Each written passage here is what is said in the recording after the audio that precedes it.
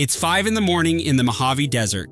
The air is still, the ground is pale and cracked, and sitting in it, motionless, rust-streaked, enormous, is a diesel locomotive the size of a building. No track, no crew, no fence, just sitting in the dirt. Pull back. There's another one, then another, then 40, row after row, baking in the early light, each one worth more than $1 million when it rolled off the line. Each one still legally owned by a company that knows exactly where it is. But nobody is coming. Some of these clusters are visible from space. And the question isn't what happened here. The question is, why nothing ever will? The first instinct is to reach for the obvious story. Bankruptcy, disaster, some regional railroad that ran out of money and left its fleet to rot in the desert. Those explanations feel right. They fit the image perfectly, especially when you see rows of rusting machines slowly surrendering to the heat. But they're wrong. The companies that own these locomotives are alive, operating, filing quarterly earnings reports. They know precisely where these machines are, what they contain, and what condition they're in. The rust is not a surprise to anyone with a title to the equipment. The abandonment is not an oversight. The abandonment is a decision. And to understand that decision, you need to understand what it actually costs to put a hand on one of these things. A diesel locomotive is not just a steel frame. Inside that structure is decades of accumulated material classified as hazardous waste. Lead paint applied to interior surfaces during the manufacturing era when lead paint was standard. Asbestos insulation wrapped around the engine housing, the exhaust systems, the firewall, hydraulic fluid, gear oil, lubricating compounds, all slowly pooling, seeping, compounding over years of inactivity. Every single category is federally regulated. Every single one triggers its own compliance paperwork before anything can legally move. Hazmat removal. Permits alone run roughly $50,000 per locomotive. That's before a single bolt is turned. Then add oversized load transport permits, because a locomotive cannot simply be loaded onto a flatbed and driven down a highway without a separate permit filing for every state it crosses.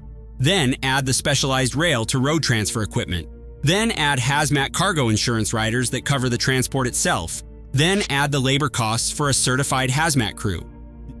Now compare that to what the locomotive is actually worth as scrap metal. Stripped and melted, the steel comes to somewhere between $10,000 and $20,000. The math never works, not even close. Moving one of these machines costs 5 to 10 times what it is worth every single time, with no exceptions for scale and no economies of efficiency that can close the gap. The rational financial decision is not complicated. It is to leave it where it is. But the economics are only the surface layer. Underneath them is something stranger. The American railroad industry went through one of the most aggressive corporate consolidation waves in American history, beginning in the 1960s and compressing hard through the 1980s and 1990s. Over 40 Class Y railroads collapsed into fewer than 10. Subsidiaries were absorbed, rebranded, dissolved, merged into holding structures that were later folded into larger parent companies. It happened fast, and the paperwork did not always survive cleanly. Some of these locomotives exist in what lawyers call title limbo. On paper, they are owned by a corporate entity that no longer exists as a functioning legal person, absorbed into a parent company that disputes whether the environmental liability transferred with the acquisition. No clear owner means no one with legal authority to authorize removal, and no one who can be compelled by a regulator or a court to act.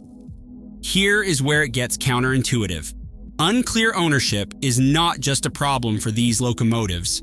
In practical terms, it is their protection. As long as the title question is unresolved, no party is obligated to spend the money. The ambiguity is not a failure of record-keeping that everyone is scrambling to fix. It is a structural consequence of how the mergers were written, and it benefits every party who would otherwise be on the hook. Then there is the tax layer. This is the part that sounds most wrong until you run the actual numbers.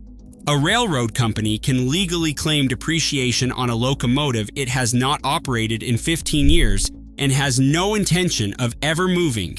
As long as that machine sits on the corporate balance sheet as an asset with residual book value, it offsets taxable income every year. It is doing financial work, valuable financial work, simply by sitting in the desert. The moment the company decides to move it, scrap it, or formally write it off, the depreciation benefit disappears. The loss is crystallized. A taxable accounting event is triggered. The locomotive was worth more as a depreciating asset on paper than it ever could be as scrap metal that cost $100,000 to produce. This is the behavioral paradox at the center of the whole story. The financially correct choice, the one a rational CFO would make, the one a rational accountant would recommend, is to do absolutely nothing. Every year of inaction preserves a tax position. Movement costs money twice, once in logistics, once on the balance sheet. Most people look at a field of rusting locomotives and read negligence. What they are actually reading is optimization.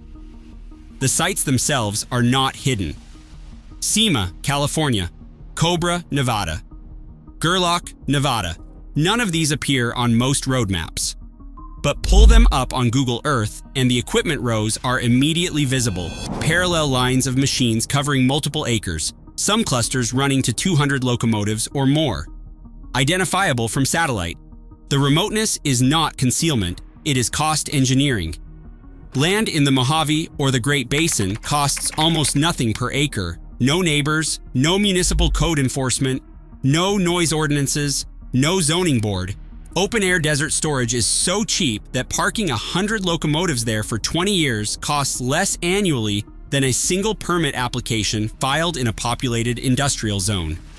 The desert is not where these machines came to die. It is, from a pure cost accounting perspective, the most rational storage facility available. The regulatory system saw all of this and tried to act. In 1980, the Staggers Rail Act deregulated American freight railroads, which directly triggered the consolidation wave that created the ownership chaos. A decade later, the EPA attempted enforcement actions against several desert locomotive clusters. What they found was that establishing legal standing to compel a cleanup first required resolving the ownership disputes, and the courts were not built to fast-track that resolution. Cases stalled.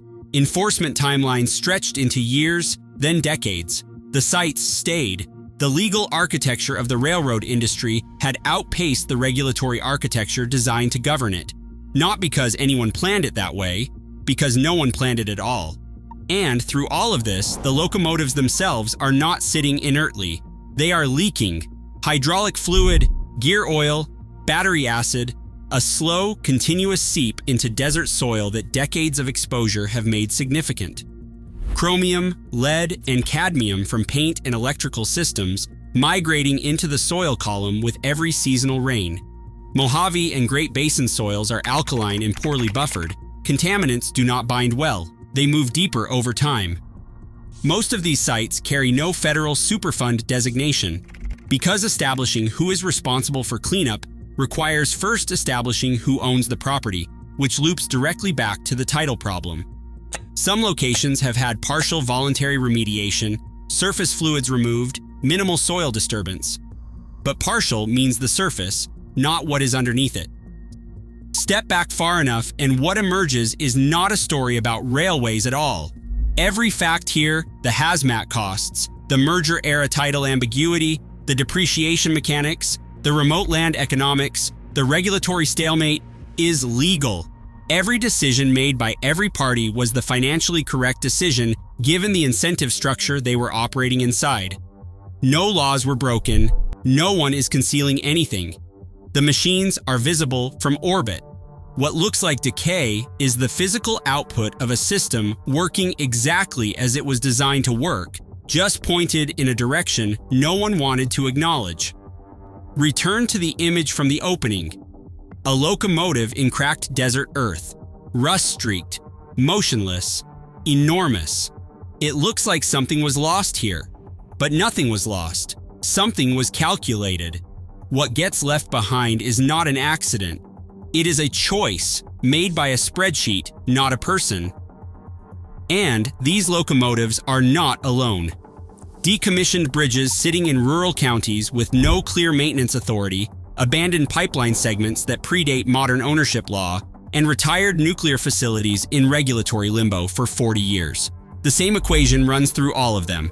Cleanup costs exceed asset value, ownership is disputed, and inaction is tax rational. There is an entire category of American infrastructure that was economically designed to be left behind, and most of it is not visible from space.